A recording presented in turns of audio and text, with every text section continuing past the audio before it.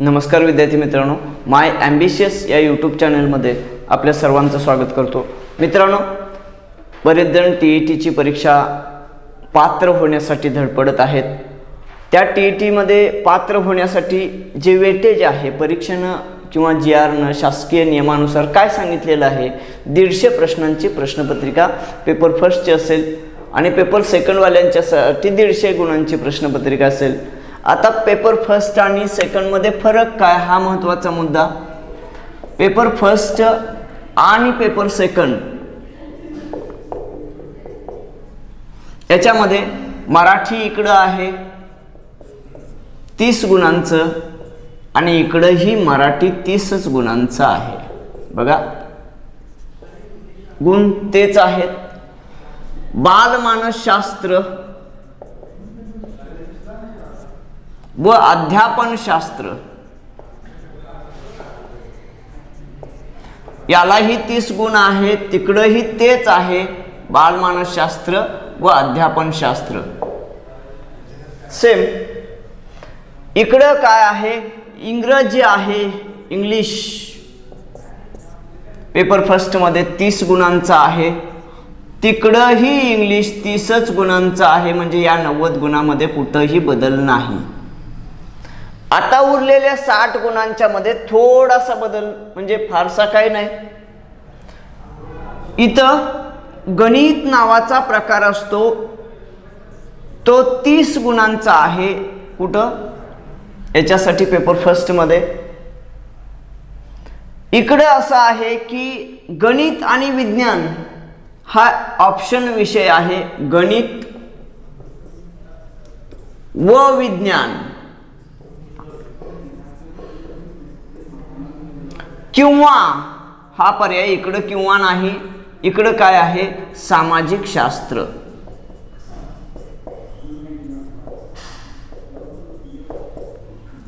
इकडं परिसर अभ्यास आहे, परिसर अभ्यास आणि परिसर अभ्यास हा 30 गुणांचा असा एकूण हा फर्स्ट पेपर 150 गुणांचा असेल। बदल कुठं आहे, म्हणजे हे 30 गुण आणि इकडं कसं आहे, हे 30 आणि हे 30 मिळून 60 होतात। त्याऐवजी या गणित व विज्ञान यासाठी 60 किंवा यासाठी दोन्हीपैकी एक कोणताही पर्याय निवडा असं सांगितलेलं आहे। या 60 मध्ये कसं आहे की इथं गणित 30 गुणांचा, या 60 पैकी 30 गुणांचं गणित असतंच, पण त्याला 30 गुणांसाठी विज्ञान असतं। म्हणजे इथं 30 आणि 30 असं विश्लेषण केलेलं आहे, म्हणजे गणित सुद्धा दोन्ही सेम राहील। आता मुद्दा येतो विज्ञान आणि सामाजिक शास्त्रांमध्ये। इथं परिसर अभ्यासामध्ये कोणकोणते विषय येतात, इतिहास येतो, बघा, भूगोल येतो, नागरिक शास्त्र येतं आणि विज्ञान येतं। हे परिसर अभ्यासामध्ये हे 4 घटक येतात आणि सामाजिक शास्त्रामध्ये या 4 घटकांपैकी विज्ञान फक्त निघून जातो आणि उरलेले 3 विषय असतात, म्हणजे इतिहास, भूगोल आणि नागरिक शास्त्र हे 3 विषय यामध्ये इकडे असतात। म्हणजे दोन्हीही पेपरला एक कॅन्डिडेट बसला तरी काय हरकत नाही, त्याला जवळपास सर्व सेम आहे। पर्याय एकच, सेकंड पेपरला समजा बीएससी वाल्यांनी, सायन्स वाल्यांनी गणित आणि विज्ञान ठेवलेलं असेल तर सामाजिक शास्त्र नसेल, इतरांनी सामाजिक शास्त्र ठेवलं असेल त्यांना गणित विज्ञान नसेल, एवढाच फरक आहे, बाकीचं काही नाही। आता आपल्या ॲम्बिशियस अकॅडमीमध्ये नेमकं काय केलं जातं हा महत्त्वाचा एक आपण सामाजिक शास्त्रावरचा एक चुणूक बघू। आतापर्यंत कशा प्रकारे सामाजिक शास्त्रावरती प्रश्न विचारलेत ते बघू आपण।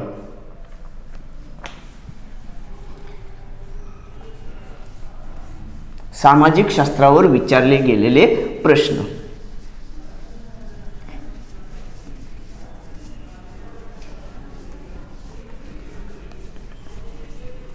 प्रश्न काय विचारलेला आहे बघा,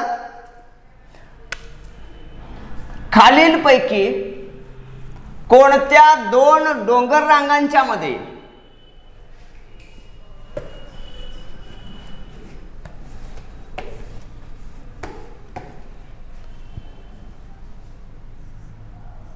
खालीलपैकी कोणत्या दोन डोंगर रांगांच्या मध्ये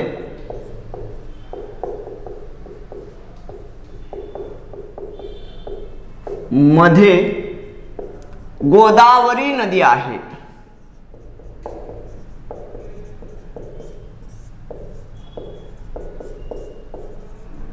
हा एक प्रश्न विचारलाय टीईटीला मागच्या असणाऱ्या प्रश्नांच्या मध्ये.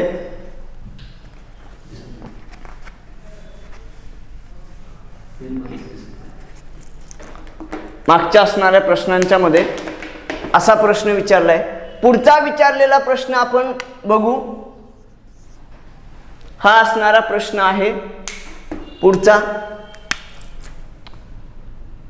शंभू महादेव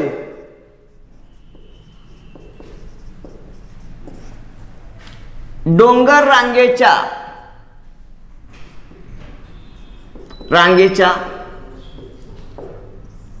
कोणत्या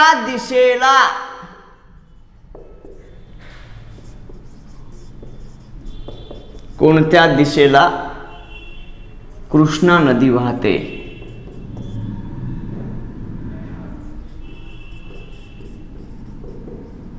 बघूया. आता हे प्रश्न विचारलेले आहेत, हेच उलट पण विचारू शकतात. मग या प्रश्नांची उत्तरं परफेक्ट कशी द्यायची, पर्यायामध्ये वेगवेगळे पर्याय पुढच्या परीक्षेमध्ये असतील, पाठीमागं विचारलेलेच येतील असं नाही. मग त्यासाठी आम्ही एक रामबाण उपाय शोधलेला आहे. महाराष्ट्रामध्ये उत्तरेकडून दक्षिणेकडे येताना जो डोंगर रांगा आणि नद्यांचा क्रम आहे तो एका शॉर्टकट मध्ये देतो. शॉर्टकट विनसा, तासागो, हबिशक्रू एवढं पाठ केलं तर आपण शेकडो प्रश्नांची उत्तरं या एका वाक्यामध्ये देता येतात. ठीक आहे. आणि ते कसं तेही मी सिद्ध करून दाखवतो. विंध्य पर्वत वि न सा ता सा गो ह भी श क्रू हे जे आहेत. विंध्य पर्वत मात्र महाराष्ट्रात नाही, मध्य प्रदेशमध्ये आहे. नर्मदा नदीपासून खाली, नर्मदा नदी आपल्या महाराष्ट्रात काही अंशी येते. सातपुडा पर्वत महाराष्ट्रात काही अंशी येतो. म्हणजे नर्मदा नदीपासून खाली सगळे आपल्या महाराष्ट्रात आहेत, इतरही राज्यामध्ये जातात. ठीक आहे. वि म्हणजे विंध्य पर्वत, दुसरं नर्मदा नदी, तिसरं सातपुडा पर्वत,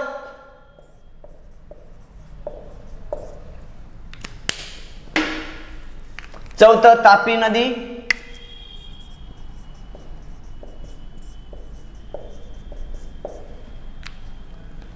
सातमाळा अजिंठा डोंगर,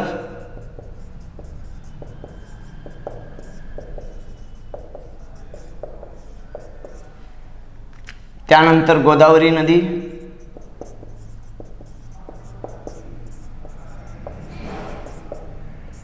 त्यानंतर हरिश्चंद्र, बालाघाट डोंगर,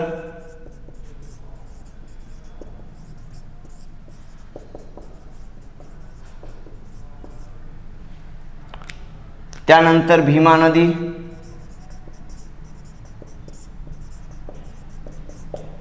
त्यानंतर शंभू महादेव डोंगर,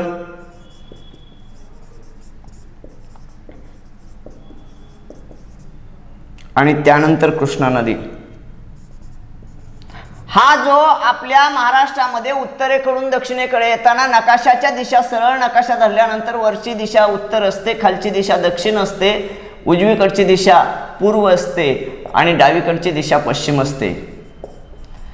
आम्ही वरून खाली येताना वरची दिशा उत्तर आहे म्हणजे वरच्या बाजूला उत्तर दिशा, खालच्या बाजूला दक्षिण दिशा, हे जर आम्हाला कन्फर्म माहित असेल तर हा शॉर्टकट आपल्याला वापरता येतो. त्या दिशेनुसारच त्यांची मांडणी केलेली आहे.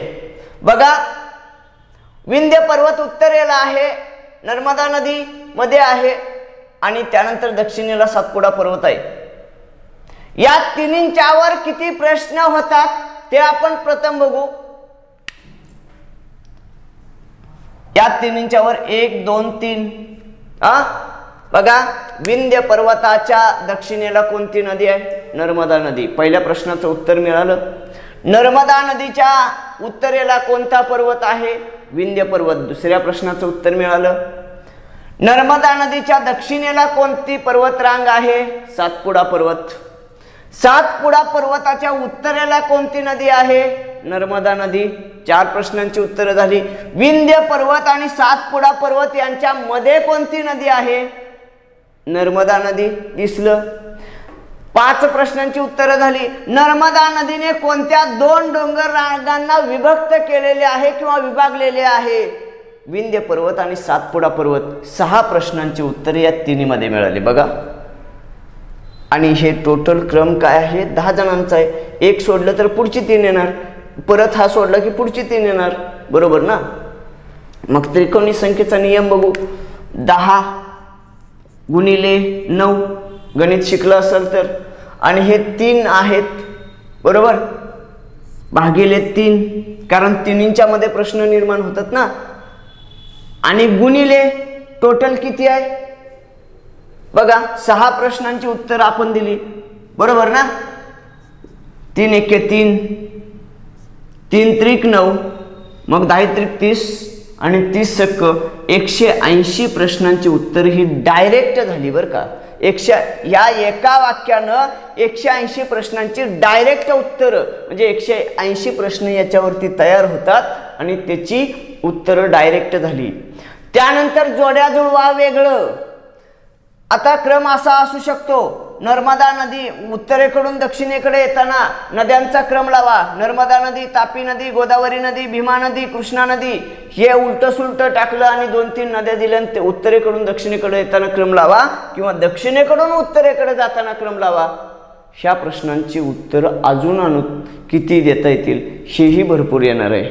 म्हणजे ती किमान 50 प्रश्नांची उत्तरं, म्हणजे 200 ते 250 प्रश्न या हे एक वाक्य 250 प्रश्नांची उत्तरं देऊ शकता. आणि डायरेक्ट म्हणायचं तर 180 प्रश्नांची उत्तरं एक वाक्य देत असेल तर मित्रांनो, आणि तेही खात्रीशीर, कधीच चुकणार नाही. मग आता तुमच्या टीईटीला विचारलेला प्रश्न बघा, खालीलपैकी कोणत्या डोंगर रांगांच्या मध्ये गोदावरी नदी आहे? मग गोदावरी नदी शोधली आम्ही.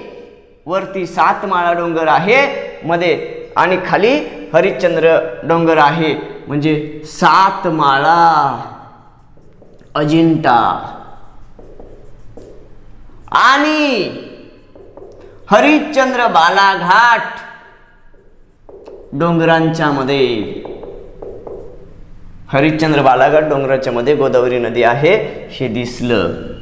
काय गरज आहे हो पाठ करायची? पाठ कराय नाही, एक वाक्य पाठ केल्यानंतर आम्ही कमीत कमी 180 आणि अगदी पुढे गेलो तर 250 प्रश्नांची उत्तर आम्हाला जर देता येत असतील तर याच्यापेक्षा काय भाग्य आहे. आणि तुम्ही जास्तीत जास्त यावर्षी पाठ केला की गोदावरी नदी 7 माळा, अजिंठा डोंगर रांग आणि हरिश्चंद्र बालाघाट डोंगर रांग यांच्या दोन्हींच्या मध्ये आहे हे पाठ केलं. आणि पुढच्या वर्षी प्रश्न आला, गोदावरी नदीच्या दक्षिणेला कोणती डोंगर रांग आहे? उत्तर कोण देणार? नाही ना. म्हणजे पाठांतराचं हे काम आहे का? हे समजून घेणं. आणि हे जे आहे हे फक्त एक चुटका तुम्हाला सांगितलेला आहे मित्रांनो. ॲम्बिशियस अकॅडमीमध्ये हे करवून आम्ही घेतो. प्रत्येक गोष्टीत जिथं शॉर्टकट ट्रिक्स बनवता येतात त्या बनवलेल्या आहेत. विद्यार्थ्यांचं कन्फ्युजन ठेवतच नाही. आणि म्हणून ॲम्बिशियस अकॅडमीचे विद्यार्थी, शेकडो विद्यार्थी आज यशस्वी झालेले दिसतात. मित्रांनो, टीईटीची परीक्षा जवळ येत आहे आणि किरकोळ काही पैसे वाचवण्यासाठी, काही रुपये वाचवण्यासाठी मित्रांनो आपल्या आयुष्यातली अनेक वर्ष खर्च नका करू. त्यासाठी तुम्हाला योग्य मार्गदर्शन हे आपल्या ॲम्बिशियस अकॅडमीमध्ये आम्ही मार्गदर्शन देण्यासाठी तयार आहोत. सामाजिक शास्त्र हा घटक मी स्वतः अजित सलगर मी स्वतः शिकवतोय. माझं स्वतःचं भूगोलचं पुस्तक आहे MPSC साठीचं, हेही लक्षात ठेवा. त्याचबरोबर आपल्याकडं मराठीसाठी माने सर हे फक्त मराठी आणि बालमानसशास्त्र घेतात. इंग्रजी हा विषय आपले सुतार सर घेत आहेत. त्याचबरोबर त्यानंतर गणिताचा भाग तुपे सर घेतात आणि सामाजिक शास्त्र परिसर अभ्यासाचा भाग हा मी स्वतः घेत आहे. म्हणजे प्रत्येक विषयासाठी फॅकल्टी वेगळी आहे आणि प्रत्येक जण अशाच प्रकारे शिकवत आहे आणि त्याच्या नोट्ससुद्धा आम्ही आमच्या क्लासमार्फत आम्ही तुम्हाला उपलब्ध करून देत आहोत. तर मित्रांनो, आपल्या स्क्रीनवरती नंबर आहे, त्या नंबरशी संपर्क साधा किंवा प्रत्यक्ष ॲम्बिशियस अकॅडमीमध्ये तुम्ही येऊन भेट देऊन जावा. TETमध्ये नक्की तुम्हाला यश मिळवून देण्याची जबाबदारी ॲम्बिशियस अकॅडमीची राहील. त्यासाठी मित्रांनो, तुम्ही एकदा ॲम्बिशियस अकॅडमीला भेट द्या. मित्रांनो, भेटूया पुढच्या लेक्चरमध्ये. तोपर्यंत थांबूया. धन्यवाद.